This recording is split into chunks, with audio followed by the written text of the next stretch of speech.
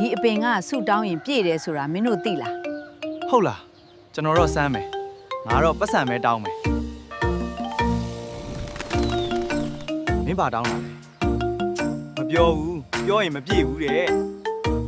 ဒါဆိုငါလည်းမပြောဘူး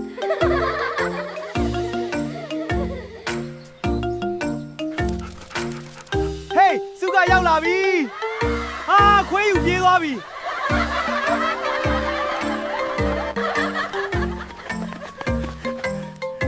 ဒါငါဟင်းသီးဟင်းရွက်တွေလေ